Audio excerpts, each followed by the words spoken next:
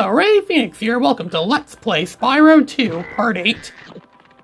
We're collecting more gems. There's a lot of gems to collect in the Autumn Plains. It's very rich with gems, but that's kind of expected for it being the largest world in the game. The largest world of the game is, of course, going to have the most amount of gems. So she's just going to tell us that, oh, thanks to all the orbs you've collected, this whirlwind is activated now. And this game wants you to think that the only way you can get to the Metro Speedway is through the whirlwind. It actually is possible to get to this level without using the whirlwind. Yulia pointed that out in a video he made back in 2007 where he made that video called 50 Oddities in Spyro 2, where he shows obscure, unusual stuff being done in Spyro 2, like where it goes against what the game wants you. The game wants you to think the only way you can get here is through the whirlwind, but of course it's possible without the whirlwind, is what Yulia, whoever his name is, pointed out.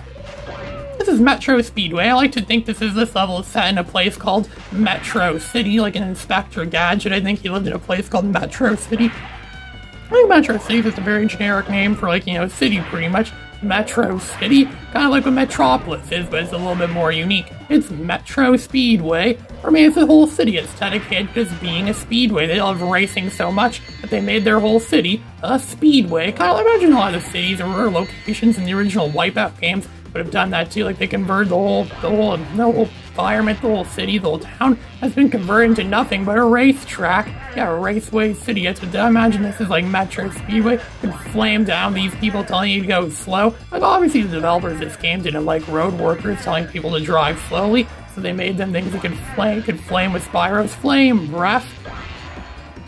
Just like as Spyro flames down those innocent little pigeons. Then again, pigeons aren't exactly innocent, considering the fact they're almost like raccoons. Sometimes they break into our garbages and steal all of our food a lot of the time and cause large messes. That's why they put warning signs up saying, do not feed the pigeons, they are bad for our city.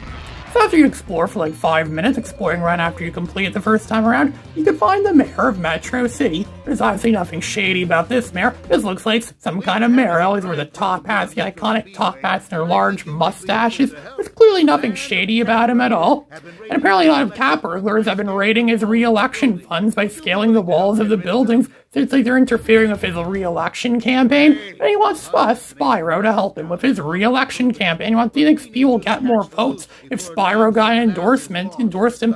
Politicians did that in real life. I bet more people would vote for those politicians. It'd be impossible to lose an election if you got an endorsement from Spyro the Dragon, I'm pretty sure. So we have Hunter flying in front of us. Hunter's going to shoot down the cat burglars. We're going to be responsible for collecting the loot that comes off of them, so the loot doesn't end up lost into the water below.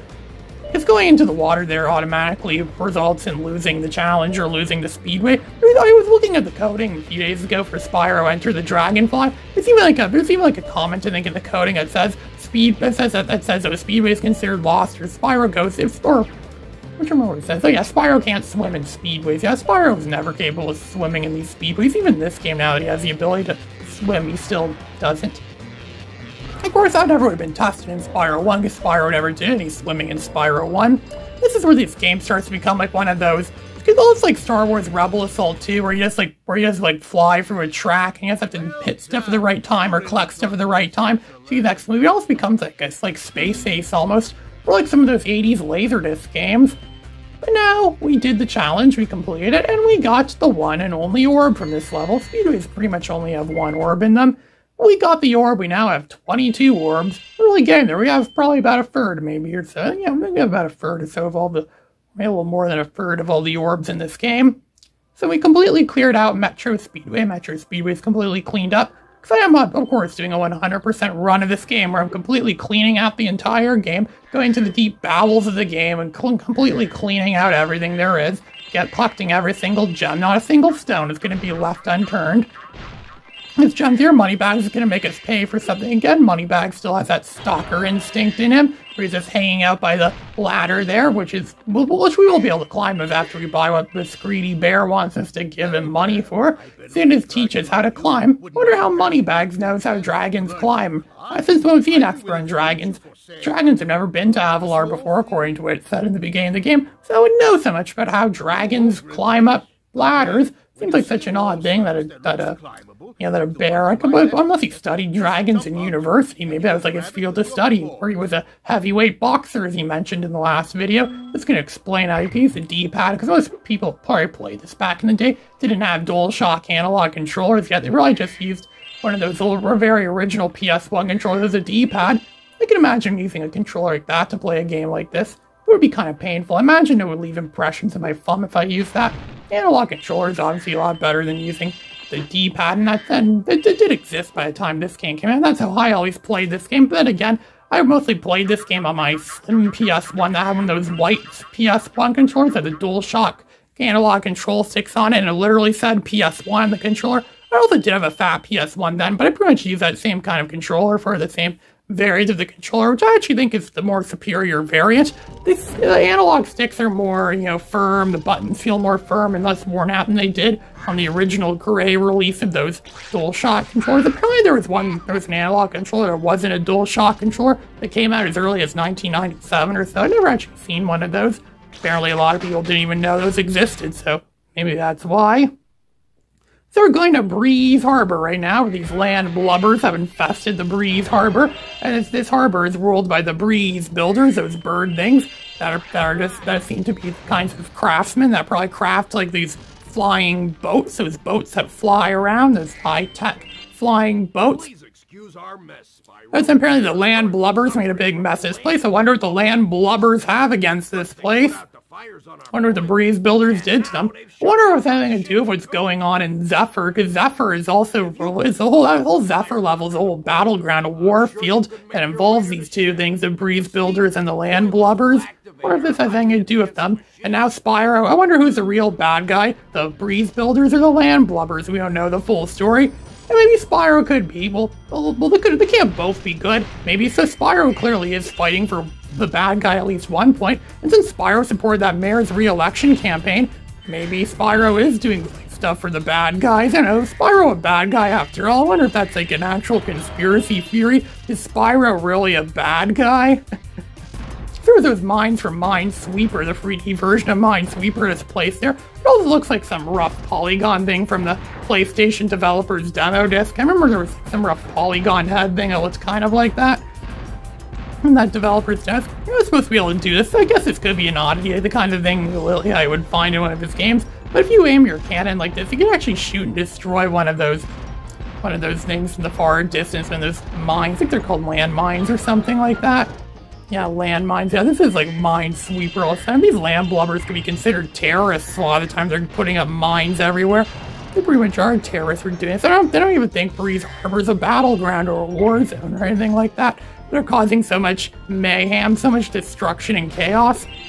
It's a miracle they have Spyro. Apparently there's no one else in the universe that could help them out other than Spyro. Spyro seems to be the only thing. A kid dragon is the only thing that can stop these worlds from falling into complete total chaos and complete total disarray. And they can solve it all because of Spyro. Imagine where this universe would be like if Spyro didn't exist, or if Spyro was never born and all this chaos stuff happened. Or maybe somehow Spyro existing is what caused all this chaos stuff to happen. No, those people don't really consider that. Yeah, what would the Spyro universe be like if Spyro was never born? So he's just gonna tell us that, oh, you could use a cannon here, we could like position this turret cannon kind of thing, and we could shoot at the mines. He's gonna tell us that there aren't any mines in this part of the level because he already shot them from a far distance over there. But we can use a cannon to destroy one of those vases, those metal vase things. There's another metal container in the far background right there. It's so heavy metal that Spyro cannot charge into it, and you can't flame it either. Metal stuff seems to be immune to Spyro's flame breath, because I don't think metal burns. Metal just melts, and Spyro's flame breath is probably not hot enough to melt metal. Just gonna wait for these tortoise things. Things look like tortoises. They're actually, yeah, they have like tortoise or turtle-like legs or something like that. And they're on these boats, these flying boats, the breeze boats. Maybe that's why they're called breeze builders, because they build stuff that relies on breeze. This is Breeze Harbor, and this place is obviously living up to its name. Then pretty much breeze stuff is everywhere around. It's Breeze Harbor, breeze builders. Those birds that could build. I never thought birds could build stuff. They just have wings.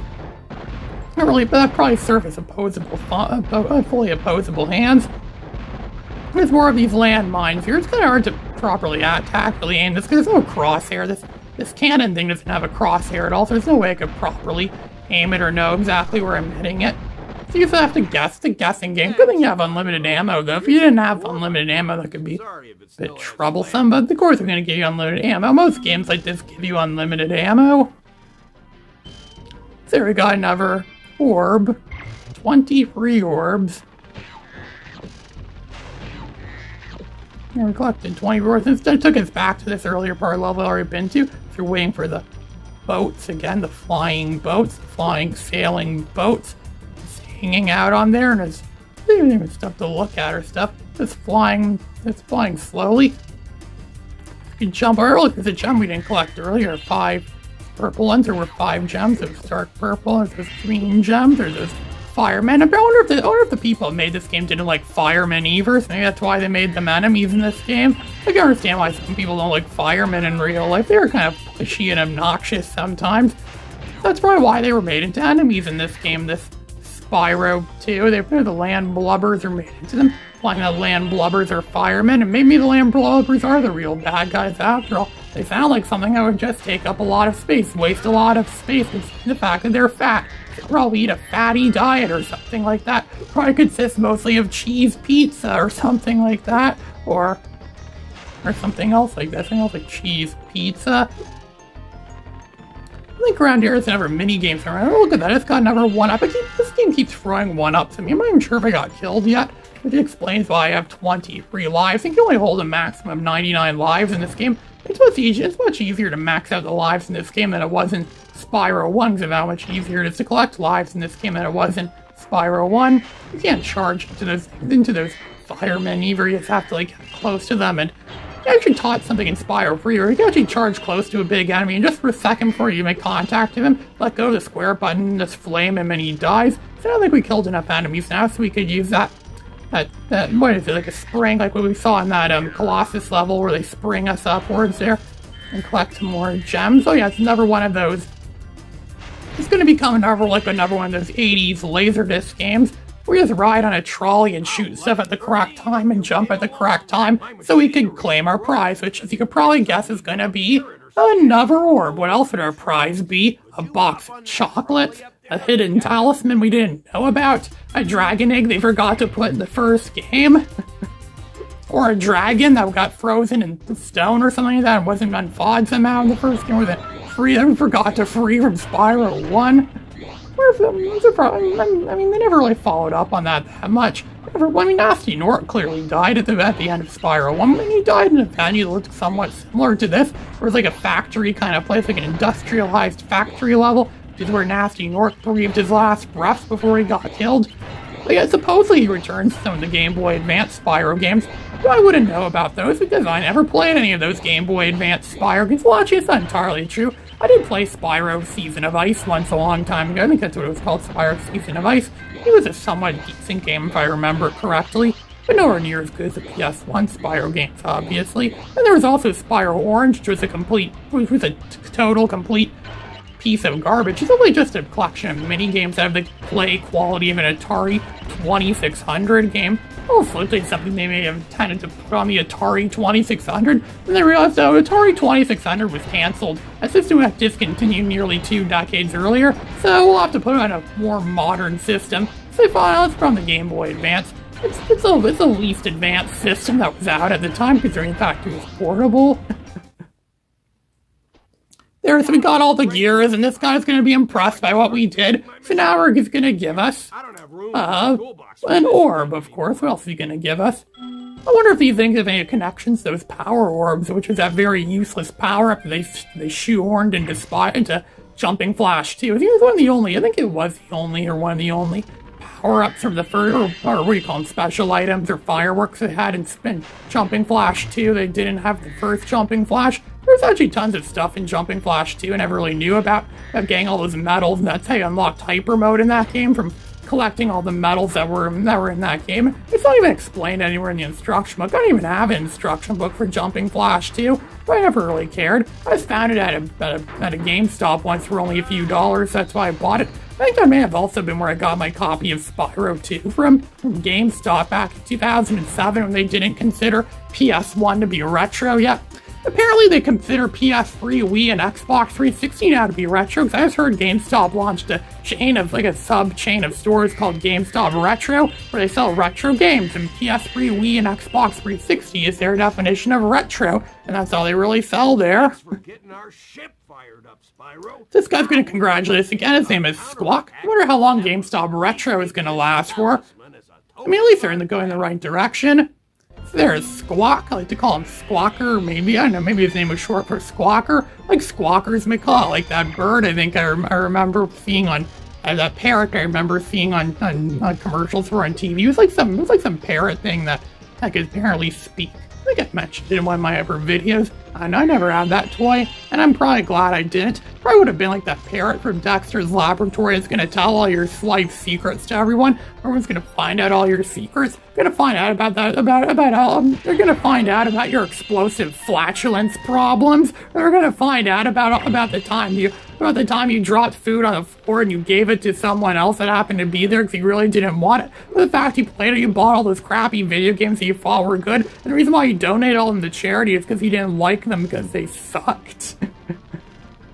Or the fact that you bought that something of yours broke and that's why you donated it to Salvation Army or something like that because it broke and didn't work. That's why they say you shouldn't buy electronics from Salvation Army sometimes because there's no guarantee they could work. I mean, I took a risk when I bought a fat PS2 from Salvation Army, and I ended up getting lucky with that thing. So, lucky me, I guess. So now Breeze Harbor is 100% complete, we could leave the level. It's going to show us this ending video. It's pretty much just a simple animation of them using their own, look, they're using their own people as bullets. They're using their own land blubbers as bullets so they can shoot. Okay, now they have shit showing a crosshair now, or a crosshair. Before we didn't have crosshairs and they did it for us. I don't know, maybe that's part of the Breeze Builders' vision. Maybe they naturally have crosshairs in their eyes so they can see stuff naturally. I wonder if that's even possible to put what is that, genetic or really augmented, or is that just naturally there? This is Ray Phoenix signing out.